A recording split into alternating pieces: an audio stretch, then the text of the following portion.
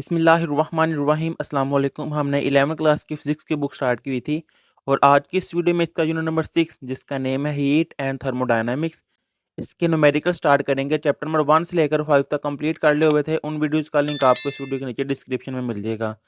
तो ये देखें 6.1 यानी कि चैप्टर नंबर 6 का फर्स्ट वाला न्यूमेरिकल है।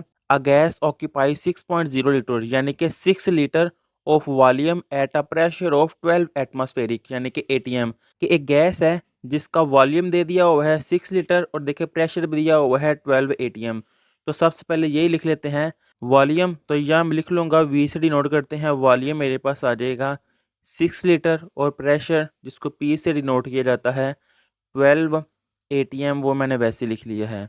What will be the volume of gas if the pressure is increase by 2 ATM. अब वो कह रहा है वॉल्यूम क्या होगा, ये मैंने फाइंड करना है जब प्रेशर जोन से है वो 2 एटीएम इंक्रीज कर दिया जाए। यानी कि मैंने फाइंड क्या करना है वॉल्यूम। तो यहाँ हम लिख दूंगा मैंने वॉल्यूम फाइंड करना है।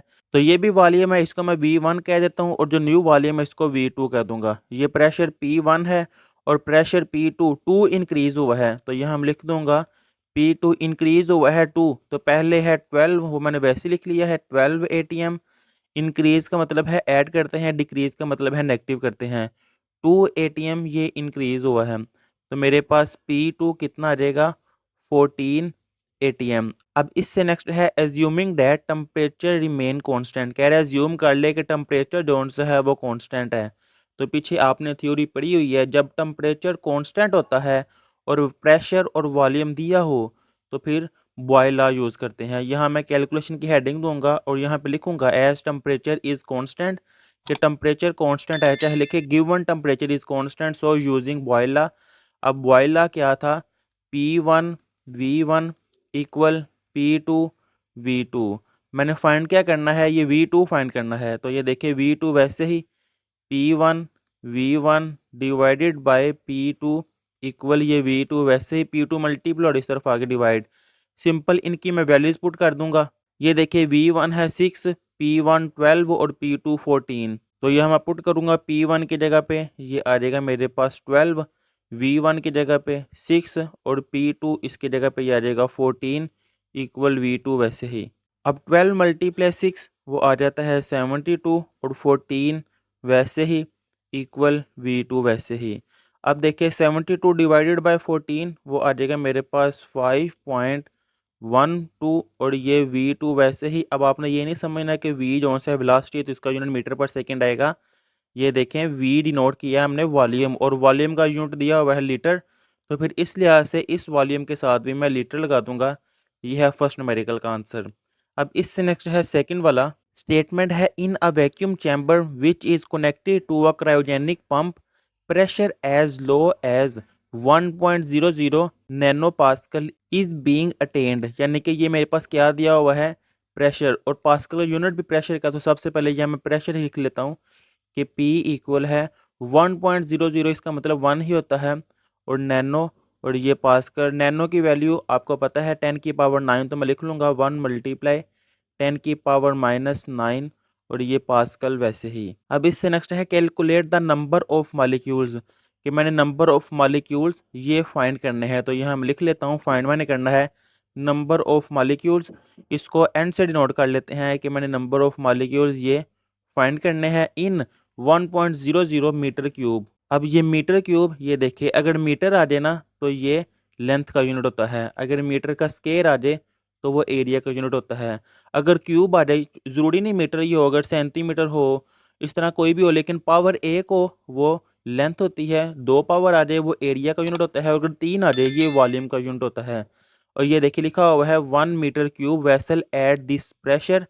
यानी कि ये मेरे पास क्या दिया हुआ है अब वॉल्यूम, वो मैं यहाँ पे लिख लूँगा volume equal 1 metre cube and temperature of 300 kelvin. और टेम्परेचर दिया हुआ है यहाँ हम लिख लूँगा टेम्परेचर जो कि है 300 केल्विन। डाटा मैंने लिख लिया है, ये मैंने फाइंड करना है। अब इस नेक्स्ट मैं कैलकुलेशन की हेडिंग दूंगा। फार्मूला जो यूज़ करना है तो अगर मैं आपकी बुक पर आऊँ पेज नंबर 115 पर ऑलमोस्ट, तो ये देखिए ideal gas equation in term of Boltzmann constant, इसका ये फार्मूला लिखा हुआ है पी वी इक्वल एन के बी जो कि है बोल्ट्जमैन कांस्टेंट और टी जो कि टेम्परेचर। तो ये फार्मूला यहाँ पे यूज़ होगा। तो यहाँ मैं लिख लूँगा P V equal number of molecules, और यहाँ पे मैंने लिखना है के बी यानी कि बोल्ट्जमैन कांस्टेंट और इसके साथ टी। अब ये देखें इसी टॉपिक पे ये के बी बोल्ट्जमैन कांस्टेंट की वैल्यू दी हुई है, ये आपने याद रखनी है। चाहे इसको आप डाटा में लिख भी लें, चले मैं डाटा में आपको लिख भी देता हूँ कि यहाँ पर के बी की वैल्यू है 1.38 मल्टीप्लाई 10⁻⁻23 जूल पर केल्विन, या वैल्यू लिख देंगे तो ज़्यादा अच्छी बात है क्योंकि यहाँ पे यूज़ भी होनी है। मैंने फाइंड करना है ये एन, बाकी ये मल्टीप्लाई और इस तरफ आके डिवाइड हो जाएंगे, तो P V divided by Boltzmann constant और temperature equal number of molecules. अब इनकी वैल्यूज़ ये देखिए, पी की वैल्यू है 1 मल्टीप्लाई 10⁻⁻9, वी 1 है, टी 300 है और के की वैल्यू ये यहाँ पुट कर दूंगा। पी की जगह पर 1 मल्टीप्लाई 10⁻⁻9, वॉल्यूम 1 था वो मैंने वैसे लिख दिया है, डिवाइडेड बाय के बी जो कि है 1.38 मल्टीप्लाई 10⁻⁻23, और ये टेम्परेचर जो कि था 300 वो मैंने वैसे लिख लिया है, इक्वल नंबर ऑफ मालिक्यूल। अब 1 मल्टीप्लाई 1 वो 1 ही आ जाएगा, मल्टीप्लाई 10 की पावर ये -9। अब ये देखें ये भी है 10⁻⁻23, तो ये पावर मैं ऊपर ले जाऊंगा क्योंकि ऊपर भी 10 की पावर है नीचे भी, तो पावर एक साइड में ले जाऊंगा, माइनस है तो ऊपर जाएगा तो वो आ जाएगी +23 डिवाइडेड बाय 1.38 मल्टीप्लाई 300। जब आप कैलकुलेटर पे करेंगे तो आपके पास आंसर आ जाएगा 414 इक्वल नंबर ऑफ मालिक्यूल्स। अब 10 की पावर -9 + 23 जो कि आ जाएगी 14, तो यहाँ पहले मैं लिख लेता हूँ 10 की पावर 14। अब जब आप कैलकुलेटर पे करेंगे ना 1 डिवाइडेड बाय 414,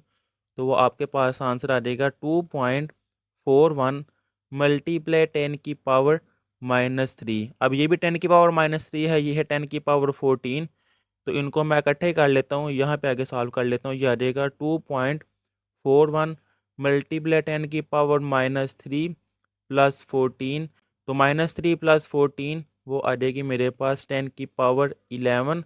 अब नंबर ऑफ मालिक्यूल्स फाइंड करने थे, तो इसके साथ मैं इसका यूनिट भी यही लिख लूँगा कि मालिक्यूल्स मैंने फाइंड करने थे, तो वो मालिक्यूल्स इसके साथ लिख देना है, ये है इसका आंसर।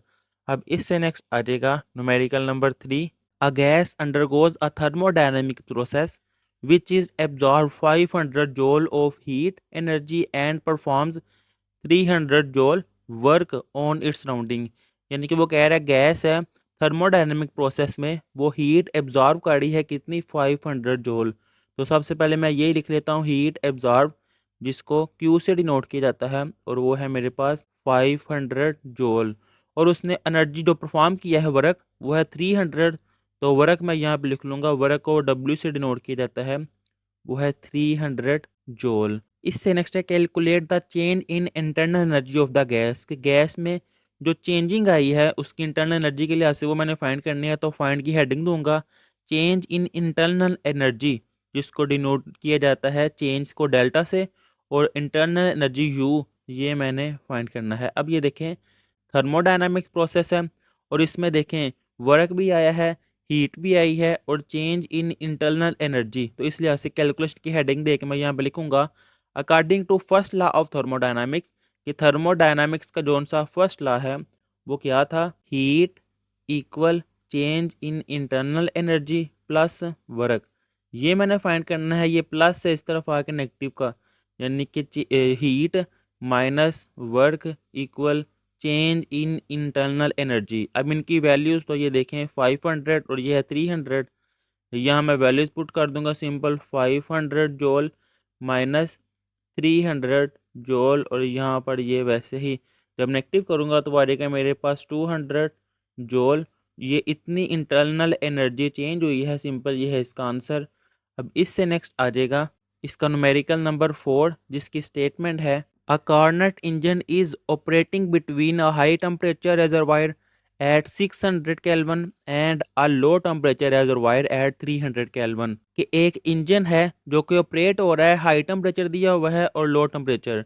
चलिए मिसाल के तौर पर समझ लें ये एक इंजन है और इसका हाई टेम्परेचर, ये है इसका हाई टेम्परेचर रिजर्वायर जो कि है 600 केल्विन। इसको मैं चाहे यहाँ पे लिख लेता हूँ कि ये है हाई टेम्परेचर रिजर्वायर, और दूसरा है लो टेम्परेचर रिजर्वायर जो कि है 300 केल्विन, और यहाँ मैं लिख लूँगा लो टेम्परेचर रेजरवायर। सबसे पहले यहाँ तक अगर मैं डाटा लिखूँ तो हाई टेम्परेचर क्या है 600, इसको मैं टी और यहाँ पे एच भी लिख लेता हूँ कि टेम्परेचर हाई वो कितना है मेरे पास 600 केल्विन। और फिर लो टेम्परेचर रेजरवायर जिसको मैं कह लेता हूँ कि ये टी एल है। ज़रूरी नहीं है आपने यही लिखना है, आप इसको T1 भी कह सकते हैं और लो टेम्परेचर को आप T2 भी कह सकते हैं, और वो दिया हुआ है 300 केल्विन। कैलकुलेट मैंने क्या फाइंड करना है, पार्ट 1 है द मैक्सिमम पॉसिबल एफिशिएंसी, कि मैंने एफिशिएंसी के इसका फर्स्ट पार्ट कि मैंने एफिशिएंसी फाइंड करनी है जिसको ईटा से डिनोट किया जाता है,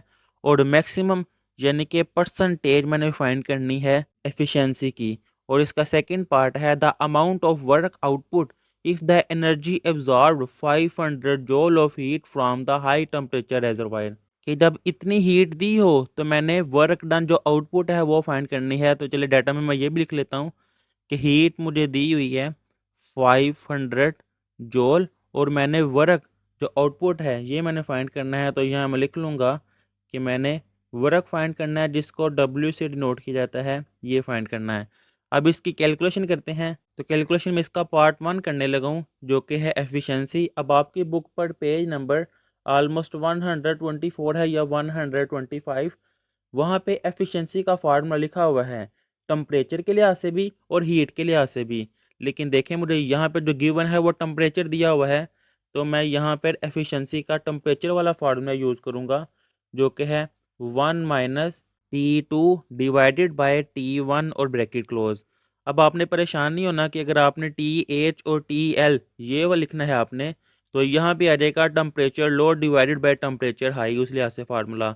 अब इनकी वैल्यूज़ 1 - T2 किसके इक्वल है, ये है 300 और T1 है 600। यहाँ हम लिख दूंगा 300 डिवाइडेड बाय 600 और ब्रैकेट क्लोज। अब इनको मैं डिवाइड करूंगा 1 माइनस, ये देखे ये 2 जीरो से कैंसिल, 3 डिवाइडेड बाय 6 कैलकुलेटर पे आप करेंगे तो आ जाएगा 0.5, यानी कि ये 1 - 0.5, तो वो आपके पास आ गया है 0.5। ये मैंने एफिशिएंसी फाइंड कर ली है। अब परसेंटेज फाइंड करनी है ना, तो ये देखें एफिशिएंसी परसेंटेज में, तो ये आ जाएगा 0.5, ये मल्टीप्लाई हो जाएगा 100% से। तो ये जब मल्टीप्लाई हो जाएगा तो ये मेरे पास परसेंटेज एफिशिएंसी आ गई है। मल्टीप्लाई करके आपके पास आंसर आ जाएगा 50। तो इसकी जो मैक्सिमम एफिशिएंसी है वो 50% है। ये पार्ट 1 था। अब इसका पार्ट 2 कि मैंने वर्क फाइंड करना है, तो यहाँ पे इसका मैं पार्ट 2 की हेडिंग दूंगा एफिशिएंसी। ये असल में है क्या, ये असल में है आउटपुट डिवाइडेड बाय इनपुट। अब देखिए अगर मैं स्टेटमेंट की तरफ आऊँ तो ये वर्क क्या है, वर्क है मेरे पास आउटपुट, और ये हीट जोन सी है ये एब्जॉर्ब हुई है, यानी कि ये मेरे पास इनपुट है। तो आउटपुट की जगह पे आ जाएगा वर्क और इनपुट की जगह पे फिर आ जाएगी हीट। तो आउटपुट इसकी जगह मैं लिख लूँगा वर्क और इनपुट की जगह पे हीट, जिसको क्यू से डिनोट करते हैं, और ये एफिशिएंसी। वैसे ही मैंने वर्क फाइंड करना है, ये डिवाइड और इस तरफ आके मल्टीप्लाई, यानी कि efficiency multiply heat equal work. अब इनकी वैल्यूज़ एफिशिएंसी मैंने अभी फाइंड की है 0.5 और हीट दी हुई है 500। तो यहाँ मैं वैल्यूज पुट कर दूंगा 0.5 मल्टीप्लाई 500। ये वर्क वैसे ही जब आप इनको मल्टीप्लाई करेंगे तो आ जाएगा 250। इतना वर्क मेरे पास आया है और वर्क का यूनिट है जूल। ये है इसका आंसर। अब इससे नेक्स्ट आ जाएगा numerical number 5। A refrigerator extracts 1200 joule of heat from the interior, the cold reservoir, and release 1800 joule of heat to the surrounding environment, the hot reservoir। कि एक रेफ्रिजरेटर है जो कि 1200 जोल इतनी हीट वो कोल्ड रेजरवायर से एक्सट्रैक्ट कर रही है, और 1800 जोल इतनी हीट वो हॉट रेजरवायर से रिलीज कर रही है। ये देखें लिखा हुआ है रिलीज। तो गिवन डाटा में सबसे पहले अगर यहाँ तक मैं लिखूँ तो ये देखें heat extracted from cold reservoir जो कि कितनी है 1200 जोल, वो मैं यहाँ पे लिख लेता हूँ 1200 जोल। और सेकेंड वाली हीट रिलीज हो रही है किससे, हार्ट रेजरवायर से। तो यहाँ मैं लिखूंगा heat release to hot reservoir, वो कितनी है 1800 जोल। अब हीट इसको डिनोट किया जाता है क्यू से। अब ये कोल्ड रेजरवायर है तो यहाँ मैं सी लिख लेता हूँ, और ये भी हीट है, इसको मैं क्यू से डिनोट करके हार्ट रेजरवायर है तो इसको जहाँ पे मैं एच लिख लेता हूँ। आपकी चॉइस है, चाहे आप इसको Q1 और Q2 कह लें, कोई इशू नहीं है। अब मैंने इसका पार्ट 1 कि मैंने क्या फाइंड करना है, द वर्क इनपुट रिक्वायर्ड पर साइकिल। अब ये देखिए लिखा भी हुआ है कि उन्होंने ये एक डाटा जोन से है वो पर साइकिल पर है। तो इसका पार्ट 1 वो मैंने क्या फाइंड करना है, वर्क इनपुट। तो यहाँ मैं लिख लूँगा इसके फर्स्ट वाले पार्ट में मैंने वर्क ये फाइंड करना है, और सेकंड वाले पार्ट में है द कोफिशिएंट ऑफ परफॉर्मेंस, जिसको COP कहते हैं, ऑफ द रेफ्रिजरेटर, कि मैंने फाइंड करना है इसका सेकंड पार्ट जो कि है कोफिशिएंट ऑफ परफॉर्मेंस, जिसको डिनोट किया जाता है ई से। ये आपने रेफ्रिजरेटर वाले टॉपिक में डिटेल से पढ़ा हुआ है कि द कोफिशिएंट ऑफ परफॉर्मेंस को ई से डिनोट किया जाता है, ये मैंने फाइंड करना है।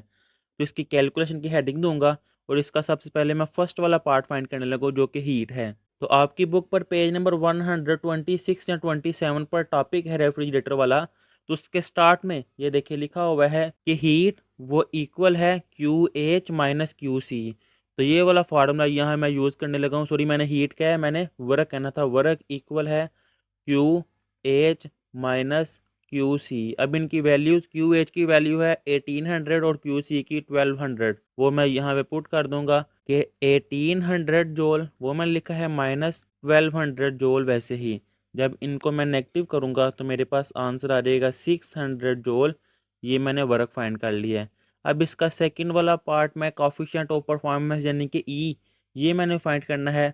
और इसी टॉपिक पर ये देखिए coefficient of performance of refrigerator वाला टॉपिक, इसमें ये दिया हुआ है कि ई ये इक्वल है QC डिवाइडेड बाय वर्क। अब टेम्परेचर मैंने इसलिए नहीं यूज़ किया कि मुझे टेम्परेचर नहीं दिया, वो मुझे हीट दी हुई है, तो इसलिए मैं ये वाला कॉन्सेप्ट यूज़ करूँगा। ज़रूरी नहीं आपने ये फार्मूला यूज़ करना है, आप ये भी कर सकते हैं, लेकिन वर्क मैंने अभी फाइंड किया है इसलिए मैं डायरेक्ट ये फार्मूला यूज़ कर लूँगा कि मेरे पास ई इक्वल है QC डिवाइडेड बाय वर्क। अब इनकी वैल्यूज़ QC किसके इक्वल है 1200, वो मैं यहाँ पे लिख लूँगा 1200 डिवाइडेड बाय वर्क अभी फाइंड किया है 600। जब ये डिवाइड होंगे तो आपके पास डायरेक्ट आंसर आ जाएगा 2, यानी कि ई इक्वल है 2। ये है इसका आंसर। अब इससे नेक्स्ट आ जाएगा इसका न्यूमेरिकल नंबर 6, जिसकी स्टेटमेंट है calculate the entropy change when 1.0 mole of ice at 0 degree Celsius melts to from liquid water at the same temperature. यानी कि मैंने एनोट्रॉपी में जो चेंज है ये मैंने कैलकुलेट करना है, ये फाइंड करना है जब एक मोल आइस जोन सी है वो इतने टेम्परेचर पर मेल्ट होती है लिक्विड में, और टेम्परेचर जोन सा है वो सेम है। तो सबसे पहले मैं डाटा ही लिख लेता हूँ कि मोल ऑफ आइस कितने मोल है, 1 मोल। तो यहाँ पे मैं लिख लूँगा 1 और इसके साथ मोल। अब नंबर ऑफ मोल है यानी कि इनकी तादाद है ना, तो इसको मैं N से डिनोट कर लेता हूँ। और आइस एट टेम्परेचर क्या है 0 डिग्री सेल्सियस, तो यहाँ मैं लिख लूँगा टेम्परेचर जिसको T से डिनोट करते हैं, और यहाँ हम लिख लूँगा 0 डिग्री सेल्सियस। अब सेल्सियस को केल्विन में कैसे कन्वर्ट करते हैं, और ये भी मैं आपको बता दूँ कि टेम्परेचर आपने हमेशा केल्विन में लेना है। तो टेम्परेचर को सेल्सियस को केल्विन में कन्वर्ट करने के लिए इसमें 273 ऐड कर देते हैं। तो 0 + 273, तो मेरे पास टेम्परेचर आ जाएगा 273 केल्विन में कन्वर्ट हो गया है। अब इसमें देखिए ये दी हुई है heat of fusion of ice पर मोल 6.01 मल्टीप्लाई 10⁻³ जोल। ये आपने याद रखनी है, ये लेटेंट हीट ऑफ फ्यूजन है। यहाँ मैं लिखूंगा latent heat of fusion of ice, कि आइस की हीट ऑफ फ्यूजन जौन सी है ये आपने वैल्यू याद रखनी है 6.01 मल्टीप्लाई 10⁻³ जोल, और ये पर मोल है यानी कि मोल की पावर -1। ये वैल्यू आपने याद रखनी है। मैंने क्या फाइंड करना था, ये मैंने स्टार्ट में बताया था कि एनोट्रॉपी में जो चेंज है वो मैंने कैलकुलेट करना है। तो यहाँ मैं लिखूंगा चेंज इन एनोट्रॉपी, जिसको चेंज को डेल्टा से नोट करते हैं, और एनोट्रॉपी यानी कि एस, ये मैंने फाइंड करना है। अब मैं कैलकुलेशन की हेडिंग दूंगा, और इस चैप्टर का जो लास्ट वाला टॉपिक है ऑलमोस्ट पेज नंबर 126 पे है एनोट्रॉपी वाला टॉपिक, कि चेंज इन एनोट्रॉपी डेल्टा एस वो इक्वल है change in heat divided by temperature. अब मैट्रिक लेवल में आप पढ़ के आए हैं, चले मैं आपको साइड में आपको दोबारा रिवाइज करवा देता हूँ कि चेंज इन हीट ये असल में है heat energy at the two of water, की हीट एनर्जी जो वाटर में ऐड हो रही है, और इसको डिनोट करते हैं NLF, यानी कि लेटेंट हीट ऑफ फ्यूजन वाला टॉपिक आपने जो मैट्रिक में पढ़ा है इसमें डेल क्यू इसके इक्वल है। ये वाला फार्मूला इस पूरे चैप्टर में नहीं है, ये असल में आपके मैट्रिक वाला कॉन्सेप्ट है लेटेंट हीट ऑफ फ्यूजन। तो ये यहाँ पे मैं यूज़ करूँगा del S equal change in heat की जगह पे मैं लिख लूँगा एन एल एफ, एन असल में इनकी तादाद और L F latent heat of fusion और ये टेम्परेचर वैसे ही। अब इनकी वैल्यूज़ पुट करूँगा। एन की जगह पर आ जाएगा 1, टेम्परेचर है 273 और ये लेटेंट हीट ऑफ फ्यूजन, इसको आप एल एफ चाहे कह ले, चाहे यहाँ पे आपको नज़र नहीं आ रहा होगा, यहाँ पे मैं लिख लेता हूँ। असल में लेटेंट हीट ऑफ फ्यूजन का ये सिंबल है। तो इन वैल्यूज़ को यहाँ पे मैं यूज़ कर लूँगा। एन की जगह पे आ जाएगा 1 मल्टीप्लाई एल एफ की वैल्यू जो कि है 6.01 मल्टीप्लाई 10 की पावर 3। चले इनके यूनिट भी लिख लेते हैं। ये है 1 मोल, तो इसके साथ मैं लिख लेता हूँ यहाँ पर 1 मोल वैसे ही, और इसके साथ जोल पर मोल वैसे ही, डिवाइडेड बाय टेम्परेचर जो कि क्या है 273 केल्विन। अब ये देखिए, ये मोल की पावर +1 है, ये मोल की पावर -1 है, कैंसिल हो गया। अब ये जोल वो यूनिट वैसे ही आ जाएगा। केल्विन जब ये ऊपर जाएगा तो इसकी पावर माइनस में हो जाएगी। अब 6.01 डिवाइडेड बाय 273, जब कैलकुलेटर पे आप डिवाइड करेंगे तो आपके पास आंसर आ जाएगा 0.0220 मल्टीप्लाई ये 10 की पावर 3, वो मैंने वैसे लिख ली है। अब ये देखिए 10 की पावर 3 है, यानी कि डेसिमल का पॉइंट मैं 3 डिजिट राइट साइड की तरफ जाऊंगा। तो ये देखें 1 2 3, तो ये मेरे पास आ जाएगा 22.0 और ये जोल पर केल्विन वैसे ही। ये है चेंज इन एनोट्रॉपी, ये है इसका आंसर। अब इससे नेक्स्ट आ जाएगा इसका numerical number 7। A gas occupies 400 millilitre at 20 degree Celsius. तो सबसे पहले यही मैं लिख लेता हूँ। अब ये गैस है जिसका वॉल्यूम कितना है 400 मिलीलीटर, तो यहाँ मैं लिख लूँगा वी, वॉल्यूम है 400 मिलीलीटर और 20 डिग्री सेल्सियस, यानी कि टेम्परेचर दिया हुआ है यहाँ पे 20 डिग्री सेल्सियस। आगे डाटा मैं बाद में रीड करता हूँ, पहले अभी मैंने आपको समझाया है कि टेम्परेचर है मेरा केल्विन में होना चाहिए। तो टेम्परेचर को मैं केल्विन में कन्वर्ट कर लूँगा। ये देखिए 20 + 273, तो केल्विन में कन्वर्ट हो जाएगा, ये आ जाएगा 293 और इसके साथ केल्विन। इससे नेक्स्ट है व्हाट वॉल्यूम, के वॉल्यूम मैंने फाइंड करना है। तो फाइंड मैंने क्या करना है, वॉल्यूम, ये भी वॉल्यूम है, इसको मैं V1 कह देता हूँ, इसको V2, ये मैंने फाइंड करना है। और टेम्परेचर वॉल्यूम 1 के लिए से ये T1 आ जाएगा। और will it occupies at 80 degree Celsius. अब टेम्परेचर T2 वो मैं यहाँ पे लिख लूँगा, T2 इक्वल है 80 डिग्री सेल्सियस। इसको भी केल्विन में कन्वर्ट कर लेंगे कि 80 + 273, तो ये मेरे पास T2 की वैल्यू आ जाएगी 353। जब आप इसको ऐड करेंगे तो यही वैल्यू आ जाएगी, ये केल्विन में कन्वर्ट हो गई है। अब इससे नेक्स्ट जो इंपॉर्टेंट लाइन है वो ये है एज्यूमिंग कांस्टेंट प्रेशर। अब जब प्रेशर कांस्टेंट हो तो आपने पीछे टॉपिक पढ़े हुए हैं कैलकुलेशन में, चाहे मैं लिख भी देता हूँ कि जब प्रेशर जोन से वो कांस्टेंट हो तो फिर चार्ल्स लॉ यूज़ किया जाता है। फर्स्ट न्यूमेरिकल में मैंने आपको बताया था कि जब टेम्परेचर कांस्टेंट हो तो बॉयल लॉ यूज़ होता है, प्रेशर कांस्टेंट हो तो चार्ल्स लॉ यूज़ होता है। अब चार्ल्स लॉ का फार्मूला है V1 divided by temperature T1 equal V2 divided by temperature T2। मैंने क्या फाइंड करना है, ये देखिए V2 टेम्परेचर डिवाइड और इस तरफ आके मल्टीप्लाई हो जाएगा, तो ये आ जाएगा V1 multiply T2 divided by T1 वैसे ही इक्वल V2। अब इनकी वैल्यूज़, तो ये देखिए V1 400 है, T1 293 है और T2 353। इनकी वैल्यूज़ V1 की जगह पर मैं पुट कर लूँगा यहाँ पे 400 मल्टीप्लाई T2 की जगह पर 353 और T1 की जगह पर 293 इक्वल V2 जो कि मैंने फाइंड करना है वैसे ही। अब आप कैलकुलेटर पे इनको मल्टीप्लाई करें, जो आंसर आएगा 293 पे डिवाइड करें तो आपके पास आंसर आ जाएगा 481.91, जो कि अप्रोक्सीमेटली इक्वल है 482 के। और ये V2 आ गया, चाहे आप ये भी लिख दें गलत नहीं है। अब देखें वॉल्यूम का यूनिट क्या था, मिलीलीटर, तो फिर इसके साथ भी मैं यहाँ पे लिख लूँगा मिलीलीटर, इसके साथ भी मिलीलीटर, ये है इसका आंसर। अब इससे नेक्स्ट आ जाएगा numerical number 8। A gas has a pressure of 2 atm at 300 kelvin.